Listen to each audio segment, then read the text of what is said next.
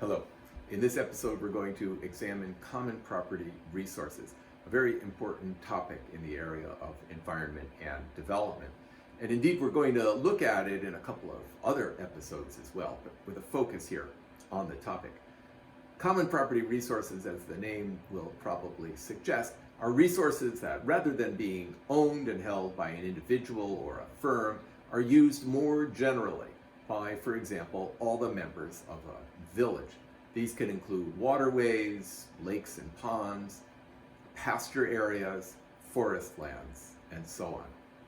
And so the issue here is that in the absence of some well-designed institutions, and we'll talk about some based on the Nobel laureate Elinor Ostrom's work in just a few minutes, inefficiencies are likely to arise otherwise because the resource is not privately owned.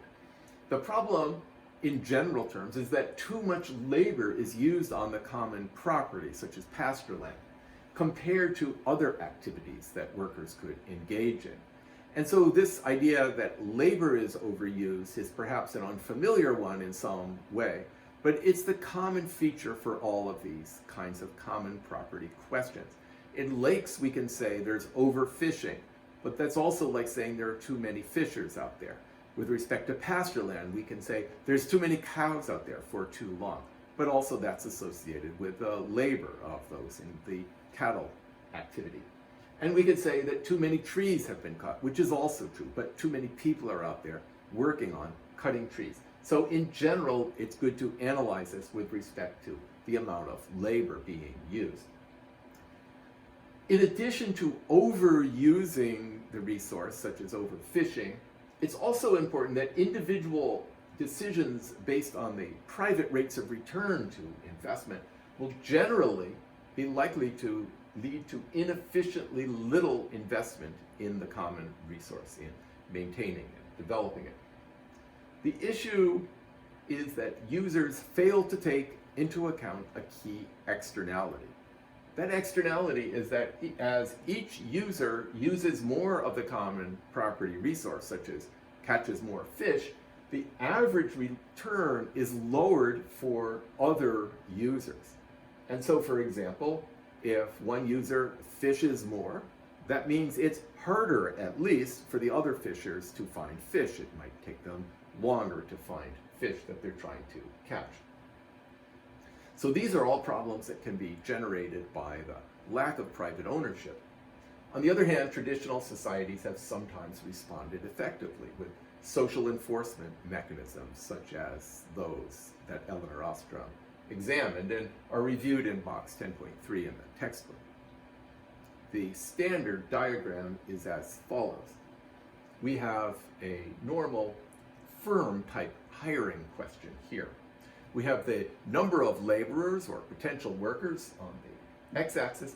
On the y-axis, we have our various values of per unit. So the wage, income per worker, say. We also have average product of labor, Q over L, and we have the marginal productivity of labor. So these are all our elements, and we can express them all in terms of value per unit of labor. Here we have our good old WA that we've encountered before. This is the alternative wage. If you're a firm, it's the wage you have to pay your workers. If you're a farmer, it's the wage you could get elsewhere. But here, with respect to potential fishers on the lake, it may be the wage you could get in your microenterprise activity as an average, or perhaps as a day laborer, something of this kind. So this is the wage.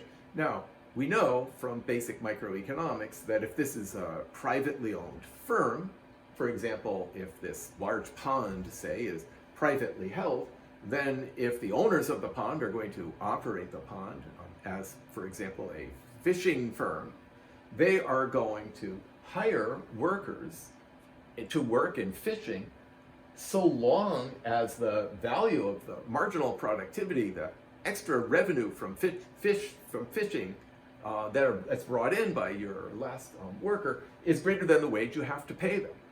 So, as a result, the firm will efficiently hire workers up to this point, W star, where the marginal productivity of labor is just equal to the wage that has to be paid. As a result, they get these rents, which is the difference here between the average product and the wage that has to be paid. It's not the same as profit. We haven't talked about costs, but it is what's giving the incentive for the firm to be in business and to hire the efficient number of workers. In contrast, if the lake is just completely open for anyone without consequence to go and fish, then the incentives are different. Indeed, past this point, L star, as long as the average product of labor is greater than the alternative wage, the value of the fish that individual is able to bring in from a day of work is greater than what they get doing something else. They have an incentive to keep fishing.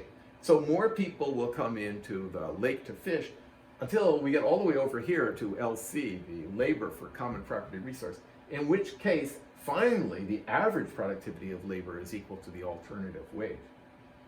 So that common property resources leads to too much labor being used. In this case, too many workers fishing. The externality is coming in that when the next worker comes in and fishes, they bring down the average value of the fish caught over the course, for example, of a day or even a season. Those fishers rationally are taking account of their own activity and the money they get from their own activity. They're not taking into account the fact that the value for others is lower. For example, they get less value in an hour of fishing because there's less fish to catch. It takes too much time. So this is the basic inefficiency problem. Privatization, you see, is one approach to addressing it. One approach could be to have direct government involvement in which the government gives specific permits and licenses, but that's likely to be expensive and probably not the most efficient way to go. So as you can see from what I've said so far, a typical response is to suggest privatization as a policy response. In terms of farming, small and medium farmers could benefit here from owning the land or at least having extended tenancies, so the rights to use the land for 20 years or more. Small to medium resource firms might be the beneficiaries, might be the owners. Larger firms possibly could generate more local employment. On the other hand, a concern is that the community may lose the benefits of the common property resource that they may have held for many years and may not be fully compensated for this. Likely or not. Traditional models don't directly address then these equity concerns and income distribution concerns. And even if you do privatize, the question becomes, to whom should one privatize? To whom should go the financial assistance for purchase? And so this is a basic problem. An alternative solution is to build upon the approaches that have been taken for generations in many parts of the world. That is, the local social enforcement mechanisms that keep these properties community owned, but to a very large degree, at least, manage to avoid these problems of common property resource overuse. And so, again, traditional societies sometimes have responded quite effectively with social enforcement. And these are based on common property design principles. These are difficult to maintain and in fact are increasingly threatened as the value of common lands becomes greater. This is reviewed in box 10.3 in the textbook. As I mentioned, the Nobel laureate Elinor Ostrom has put together 8 key principles for common property design. And she didn't just come up with these from theory. This is the result of an examination of thousands of examples throughout the world that she and co-authors and students and many others worked on for many years. Unfortunately, Elinor Ostrom died a few years ago, tragically, early. Clearly defined boundaries is part. The boundaries of the resource system, for example, the irrigation system or fishery, and the individuals or households who have rights to harvest resources from them should be clearly defined. Where's the beginning and where's the end of a commonly held resource, such as a pasture land? Who does, and by extension, who does not have the rights to resource use? Also, the proportional equivalence between benefits and costs.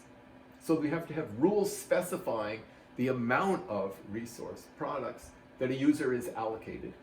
This has to be related to the local conditions and to rules, such as specifying the amount of labor input, and also the material and money inputs that are required to go with this. So an equivalence between the benefits and costs. Collective choice arrangements. Many of the individuals are affected by the harvesting and protection rules are going to be included in the group who can also modify the rules. Monitoring. So there needs to be monitors to ensure effective enforcement.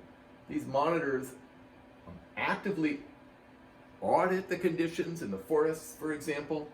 They monitor the user behavior. Are they cutting down too many trees or not? And they are also partially accountable to the users, or indeed maybe from among the users themselves, perhaps even all the users. Furthermore, graduated sanctions. So the first time you're caught overusing the resource, you don't have the ultimate punishment of being expelled, never to use the resource ever again, or even banished from the village. However, as you get caught doing this, the sanctions against you get more severe and ultimately can lead to your expulsion. Conflict resolution mechanisms, as you can imagine, those are also important. Users and their officials in the system have some rapid access to low-cost local arenas for resolving conflicts among users or perhaps between users and the officials. There also needs to be, in Elinor Ostrom's analysis, at least a minimal recognition of rights to organize. And the rights of users to devise their own institutions are not challenged by external government authorities. Also, users have some long-term tenure rights to the resource, and this, as I've gotten at before, also incentivizes people to invest in the resources as well as use them modestly. For resources that are parts of larger systems, very commonly, such as in water resources, you have nested enterprises in this case, so that appropriation, provision, monitoring, enforcement, conflict resolution, governance activities, they're organized in multiple layers. For example, villages, in groups of villages, and then larger groups of villages. So these are the general 8 points. This is the representation of the findings of the great work of Elinor Ostrom, for which she won the Nobel Prize in Economics. Thank you.